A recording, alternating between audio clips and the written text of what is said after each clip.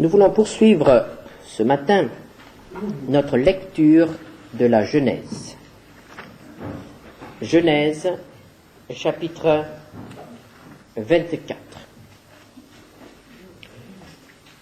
Nous avons vu dans la vie d'Abraham un exemple de foi. Abraham est un homme comme nous, mais qui a appris par diverses expériences à faire confiance au Seigneur, quelle que soit sa situation ou quelles que soient les exigences du Seigneur. Nous l'avons vu dimanche dernier gravir les pentes du mont Morija, conduisant Isaac au sacrifice pour rendre témoignage qu'il croyait que Dieu pouvait rendre la vie aux morts. Il était prêt à aller jusqu'au bout. Et nous arrivons maintenant à la fin de cette histoire de la vie d'Abraham. Et en pensant à ce qu'a été cette vie, nous réalisons que les expériences les plus profondes, les plus marquantes dans la vie de cet homme étaient liées au Fils. La question du Fils. C'est-à-dire, c'est ce Fils qu'il attendait, ce Fils qui lui a été promis, ce Fils qu'il a finalement reçu, et ce Fils qu'il a dû un jour rendre. Car il a réellement rendu à Dieu, spirituellement, ce que Dieu lui avait donné. Isaac n'a pas été sacrifié physiquement, mais il a été sacrifié spirituellement. Abraham a donné son fils à Dieu spirituellement.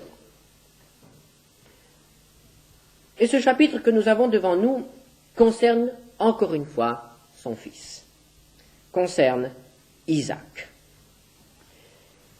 Abraham est très âgé, il sait qu'il va mourir, il a 140 ans, et il y a un problème qu'il voudrait encore voir résolu. C'est celui du mariage d'Isaac. Genèse 24, versets 1 à 9. Abraham était vieux, avancé en âge, et l'Éternel avait béni Abraham en toutes choses. Abraham dit à son serviteur, le plus ancien de sa maison, l'intendant de tous ses biens, « Mais je te prie ta main sous ma cuisse, et je te ferai jurer par l'Éternel, le Dieu du ciel et le Dieu de la terre, de ne pas prendre pour mon fils une femme parmi les filles des Cananéens, au milieu desquels j'habite, mais d'aller dans mon pays et dans ma patrie prendre une femme pour mon fils Isaac. » Le serviteur lui répondit, « Peut-être la femme ne voudra-t-elle pas me suivre dans ce pays-ci? Devrais-je mener ton fils dans le pays d'où tu es sorti ?» Abraham lui dit, « Garde-toi d'y mener mon fils. L'Éternel, le Dieu du ciel, qui m'a fait sortir de la maison de mon père et de ma patrie, qui m'a parlé et qui m'a juré en disant, « Je donnerai ce pays à ta postérité. Lui-même enverra son ange devant toi, et c'est de là que tu prendras une femme pour mon fils. Si la femme ne veut pas te suivre, tu seras dégagé de ce serment que je t'ai fait faire. Seulement, tu n'y mèneras pas mon fils. » Le serviteur mit sa main sous la cuisse d'Abraham, son seigneur, et lui jura d'observer ces choses. Nous voyons ici Abraham en tant que père. Abraham conscient de sa responsabilité. Abraham a un fils, Isaac. Dieu lui a promis de faire sortir une grande postérité de ce fils, Isaac. Mais Isaac a 40 ans et n'est toujours pas marié. Et il n'y a rien en vue. C'est un grand problème pour Abraham, c'est un grand problème aussi pour Isaac. Et Abraham sent qu'il doit prendre l'initiative dans cette affaire. Et ce que nous venons de lire étonne aujourd'hui et provoque d'innombrables réactions de la part des jeunes avec lesquels nous correspondons et qui étudient aussi ce chapitre. Cela nous paraît absolument impossible de réaliser aujourd'hui. Si un père se mettait en tête d'agir ainsi, on le traiterait de fossile et il aurait la révolution dans la maison. Ce comportement ne serait plus accepté aujourd'hui. C'est bien le contraire qui se passe. Autrefois, c'était les parents qui choisissaient et qui mettaient les jeunes devant le choix. Et aujourd'hui, c'est le contraire. Ce sont les jeunes qui mettent les parents devant le choix qu'ils ont fait. Et la plupart du temps, ils n'attendent pas d'avoir 40 ans, nos jeunes. Papa et maman sont encore tout attendris à la pensée de voir leur petit auprès d'eux, que déjà un jour il leur amène sa petite. Les choses vont très vite aujourd'hui. Très très vite. Et je ne dirais pas que c'est forcément mieux. Les résultats ne sont pas forcément meilleurs. Et je ne sais pas si de nos jours, les couples vivent en meilleure harmonie parce qu'ils se sont choisis librement par amour. Qu'autrefois, quand on choisissait pour eux, ou plutôt quand on aidait un petit peu au choix, ou quand on donnait quelques conseils. Mais aujourd'hui, les jeunes n'ont plus besoin de conseils. À 15 ans, à 16 ans, on sait tout. À 15 ans, on sait très bien quelle femme il nous faut et quelles doivent être ses qualités et comment on va élever ses enfants.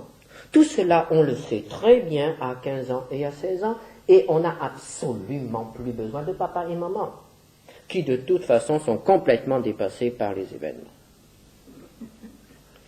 Au temps d'Abraham, ça se passait autrement. Et je crois qu'il vaut quand même la peine de voir un petit peu quel a été le résultat de cette manière de faire. Abraham est absolument conscient de l'importance du mariage d'Isaac. Isaac ne pouvait pas se marier avec n'importe qui. Le choix d'Isaac était déterminant pour tout son avenir. Le mariage est quelque chose d'important. Il reste même important de nos jours, où pourtant on peut divorcer si facilement. Mais mes chers amis, on ne se marie donc pas pour divorcer. On se marie pour vivre ensemble.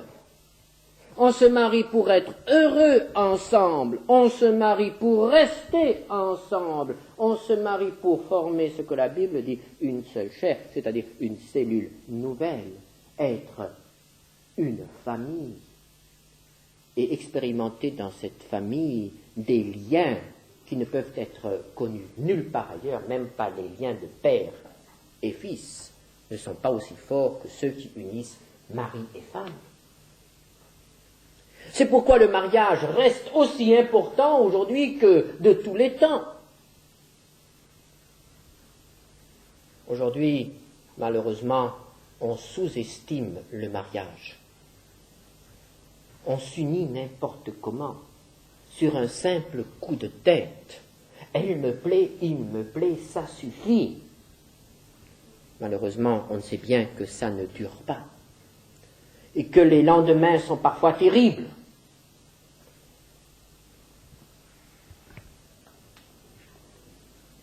Laissons le monde agir ainsi.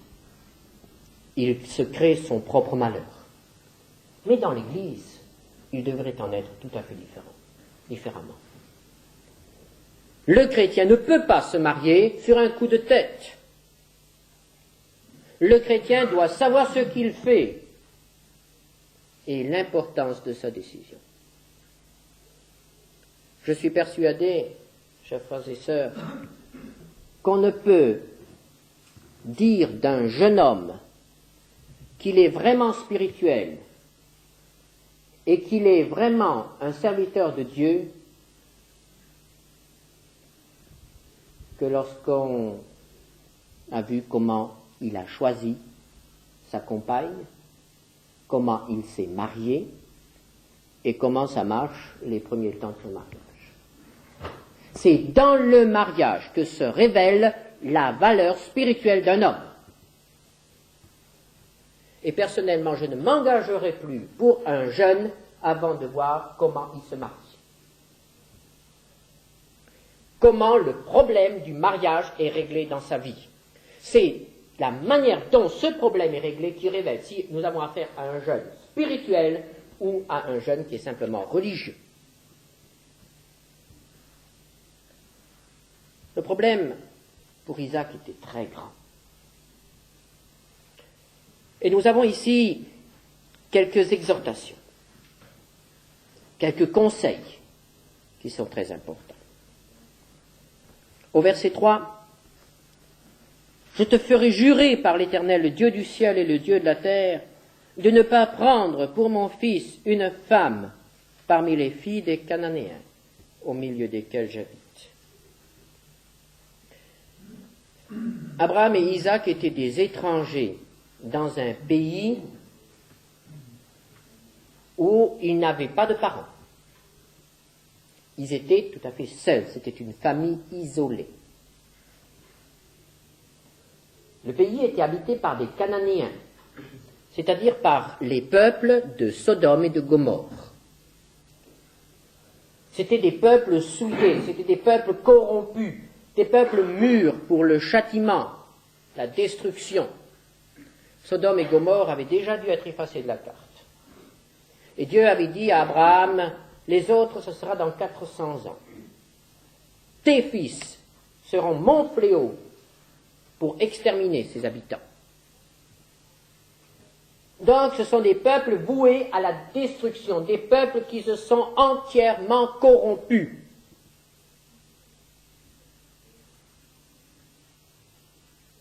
Il est absolument inconcevable qu'Isaac se lie avec une jeune Cananéenne, même belle, même intelligente, même se distinguant un peu de son peuple.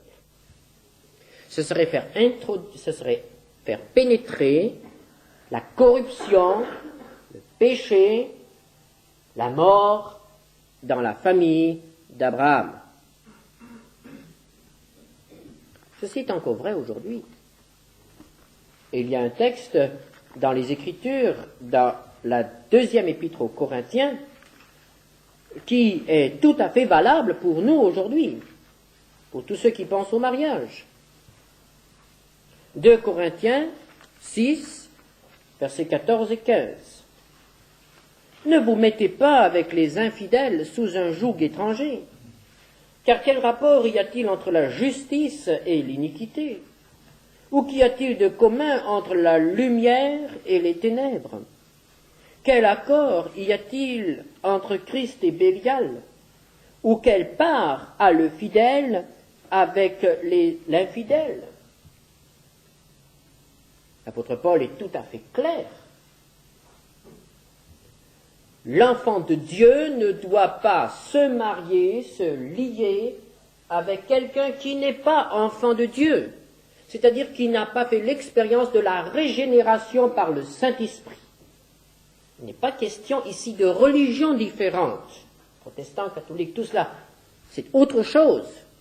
Mais ce dont il est question ici, c'est que celui qui appartient à Jésus-Christ est devenu un homme nouveau. Il est passé des ténèbres à la lumière. Il était enfant de ténèbres, il est devenu enfant de lumière. Il était serviteur de Satan et il est devenu serviteur de Jésus-Christ. Il était voué à la mort éternelle et maintenant il est destiné à la vie éternelle. Il y a une différence fondamentale entre le chrétien et celui qui n'a pas fait l'expérience de la nouvelle naissance. Comment voulez-vous unir un enfant de lumière à un enfant des ténèbres? Comment voulez-vous unir celui qui aux yeux de Dieu est mort avec celui qui aux yeux de Dieu est vivant? Comment voulez-vous unir celui qui, le jour du retour du Seigneur, restera sur terre et celui qui, le jour du Seigneur, partira au ciel? C'est contre nature, contre les lois spirituelles élémentaires. Il faut s'unir en étant semblables. On ne peut unir que les semblables. Et spirituellement, il faut unir deux incroyants ou alors deux croyants. Mais il faut être semblable. Oh, combien de larmes, combien de détresse auraient pu être évitées si les jeunes chrétiens, au moment du choix, avaient tenu compte des avertissements de la parole de Dieu.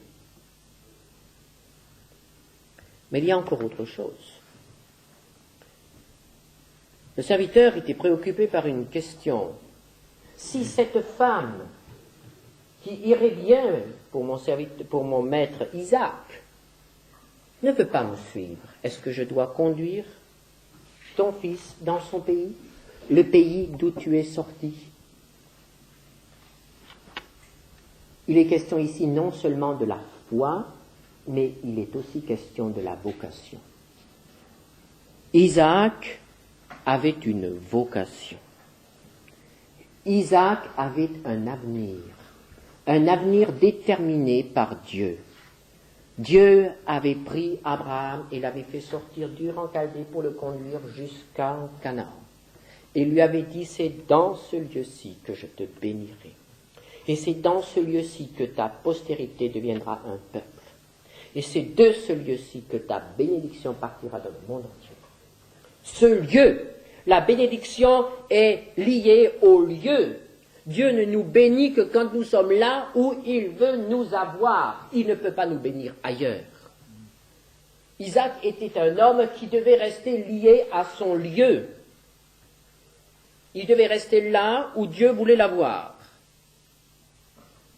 Mais le problème était le suivant, si la femme ne voulait pas venir là où Dieu voulait avoir Isaac. Il faut faire un choix.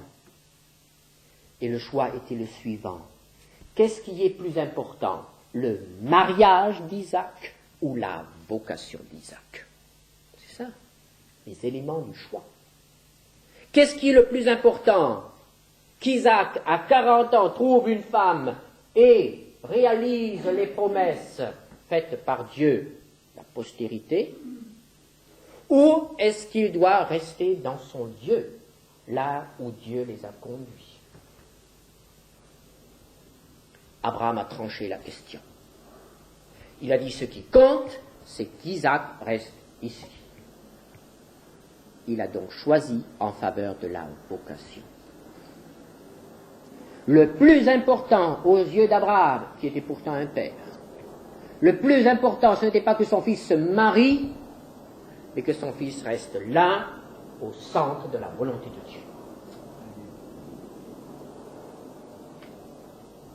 Faire passer la vocation avant le mariage.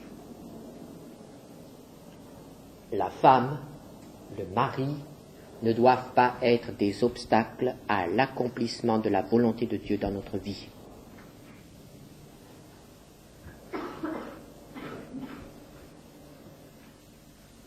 Abraham était donc devant de très grands problèmes à résoudre.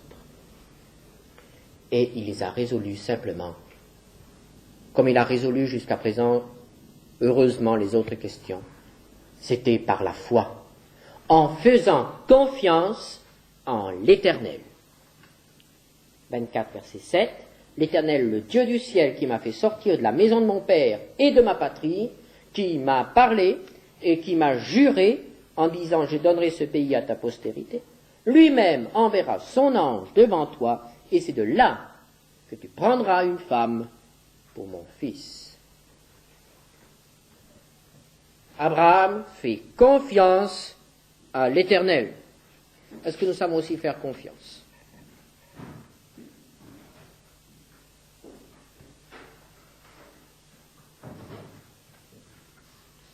Est-ce que nous savons manifester à Dieu cette confiance en obéissant, simplement, quitte à sacrifier humainement notre avenir. Il n'y avait pas seulement Abraham qui avait confiance, mais il y a aussi eu le serviteur.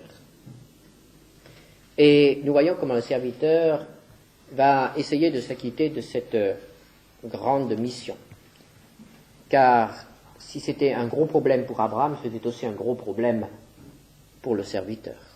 Et je n'aurais pas voulu être à la place du serviteur. Et nous pensons que le serviteur était vraiment chargé, était vraiment préoccupé par cette mission de confiance qui lui était confiée. 24, verset 10, le serviteur prit 10 chameaux parmi les chameaux de son seigneur, et il partit, ayant à sa disposition tous les biens de son seigneur. Il se leva et alla en Mésopotamie, à la ville de Nacor.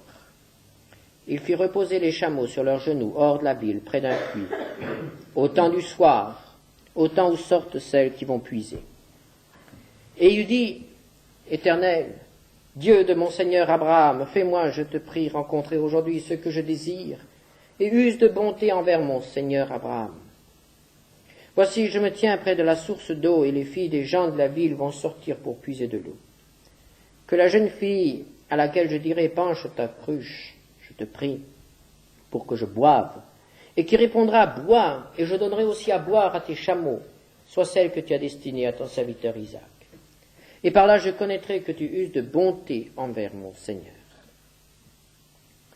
Cet homme, encouragé par la foi d'Abraham, fait aussi un acte de foi. Et il demande un signe. Et nous avons le droit parfois de demander des signes à Dieu quand une décision est à prendre et que nous ne savons pas vraiment, honnêtement, quelle est la suite, la conséquence de cette décision. Et il demande un signe. Et en lisant le signe, ce que le serviteur demande, nous sommes étonnés. Le serviteur ne cherche pas pour son maître d'abord une fille de bonne famille, bien élevée, abondamment pourvue en dot, ayant une excellente instruction, une excellente éducation, et belle. Mais que demande le serviteur? Le serviteur cherche pour son maître une femme, c'est étonnant, une femme qui est prête à rendre service, une femme qui n'a pas peur du travail, une femme qui sait voir, qui sait reconnaître les besoins et faire quelque chose pour répondre à ces besoins. Une fille courageuse. Car cette femme allait devenir sa maîtresse, la femme de son maître. Et cet homme a vraiment voulu que son maître ait une femme qui le rendra heureux. Et il a probablement eu un modèle chez Sarah,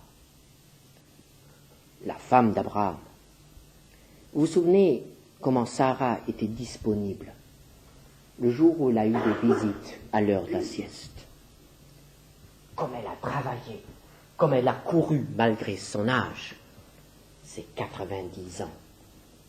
Une femme qui savait travailler, une femme qui savait aussi reconnaître les besoins et aller au-delà de ce qu'on demandait.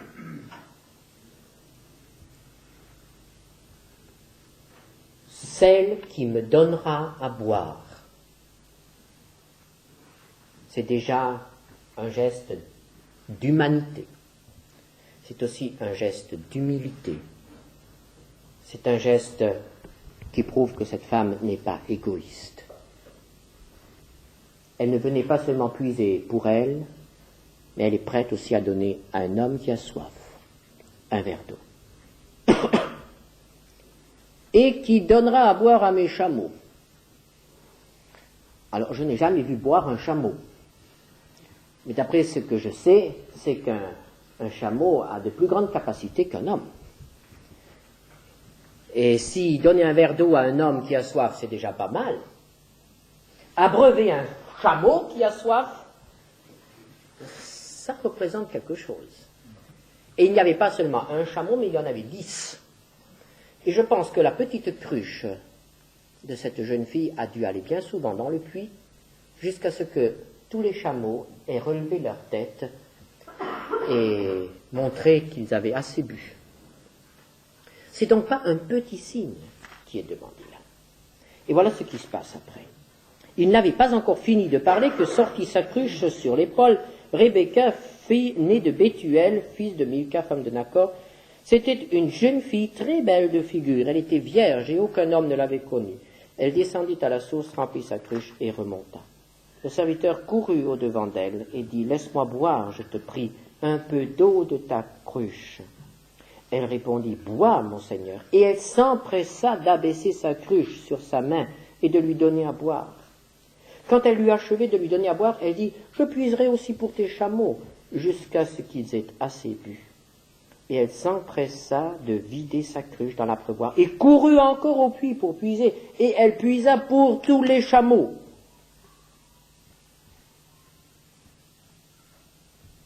Rebecca a réalisé le signe. Elle a montré qu'elle était celle que Dieu avait choisie pour Isaac. Et nous voyons l'étonnement du serviteur. L'homme l'a regardé avec étonnement et sans rien dire pour voir si l'Éternel faisait réussir son voyage ou non. Oh, cet étonnement de l'homme qui croit que c'est merveilleux. Il est à peine arrivé à son but que déjà Dieu lui donne ce dont il a besoin. Oh, comme tout aurait été différent et beaucoup plus difficile si ce serviteur s'était mis en tête de choisir lui-même, de faire le tri, d'aller d'une maison à une autre, de faire une espèce de concours ou d'appel d'offres ou que sais-je pour avoir la femme pour Isaac. Mais non, il a tout remis entre les mains de Dieu et Dieu lui a tout donné. Sans fatigue, simplement en réponse à la foi. Frères et sœurs, est-ce que parfois nous ne nous fatiguons pas, tout simplement parce que nous n'avons pas la foi? La foi qui attend que Dieu fasse quelque chose. Et la Bible nous dit qu'il fait tout à merveille. Et Dieu a comblé l'attente de cet homme. C'était une fille travailleuse. Et la Bible ajoute même que c'était une fille qui était très belle. Et oui, la beauté a aussi sa part. Et elle ajoute encore une précision qui a aussi son importance. Elle était vierge. Évidemment, aujourd'hui, on ne fait plus tellement attention à ces choses. On regarde encore à la beauté. Oh oui, certes, la beauté, c'est très très important. Mais le reste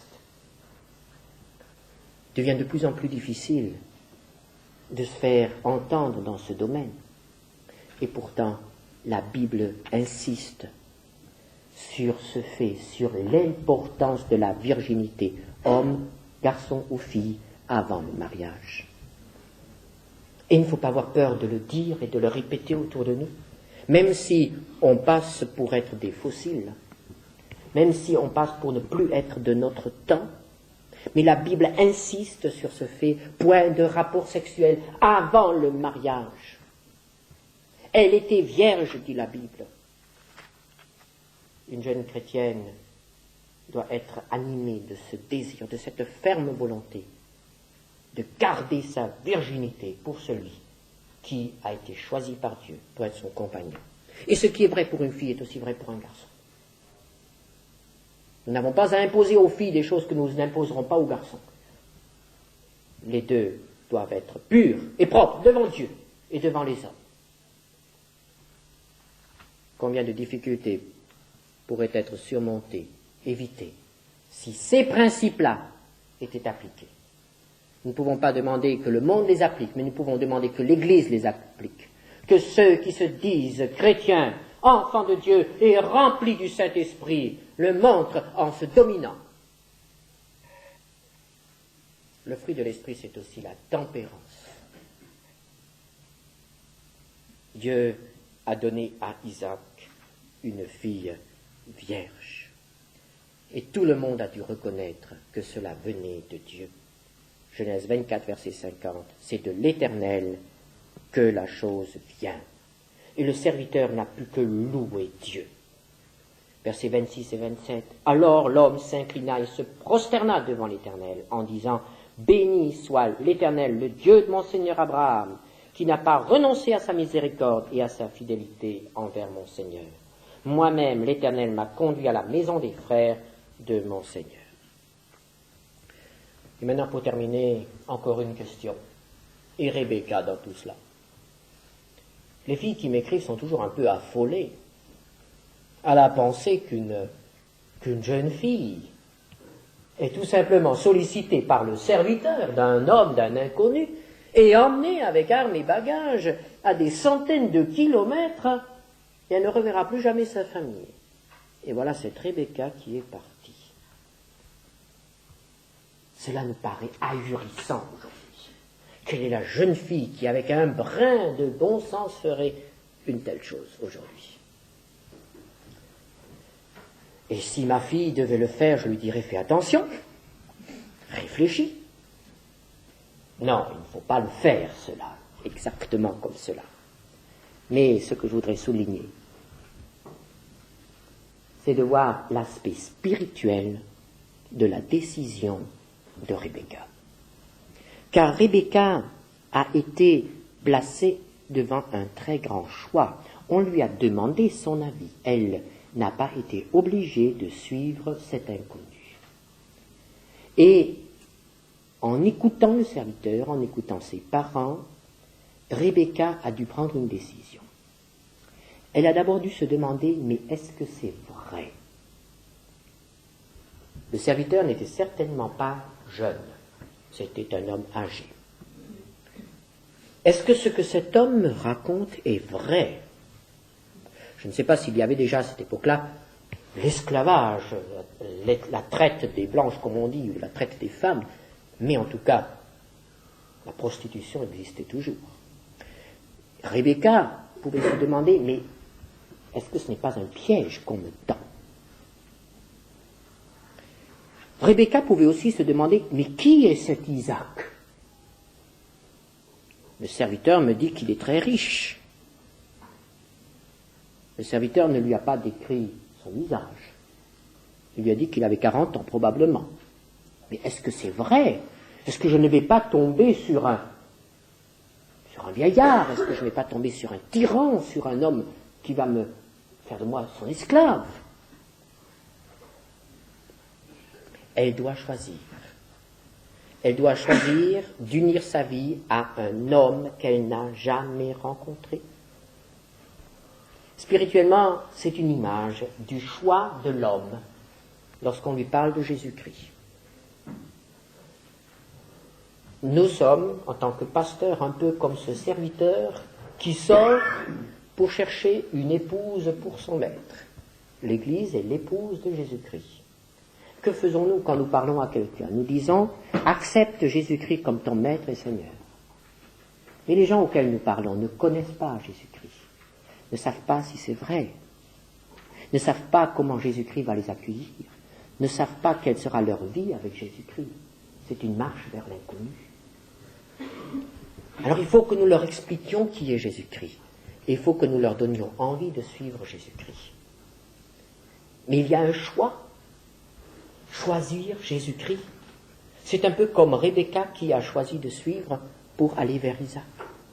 C'est une aventure. Et il a fallu beaucoup de foi à Rebecca et de confiance en l'Éternel pour suivre cet homme. Et dans cette marche, à travers le désert, nous voyons une image de la préparation de l'âme par le Saint-Esprit. Et on peut penser que Rebecca, c'est l'âme de l'homme, le serviteur, c'est le Saint-Esprit, et Isaac, c'est Jésus-Christ. Et le serviteur a déjà donné de l'or, a donné des présents à cette femme, comme le Saint-Esprit nous donne déjà des prémices de son esprit, des prémices des biens que nous aurons là-haut. Il nous le donne, il nous comble, et il nous aide à marcher. Et je pense que dans ces longues journées de marche, dans ces longues soirées, le serviteur a souvent dû parler d'Isaac à Rebecca, de manière à ce que Rebecca, elle aime toujours davantage, de manière à ce que Rebecca soit prête à le rencontrer.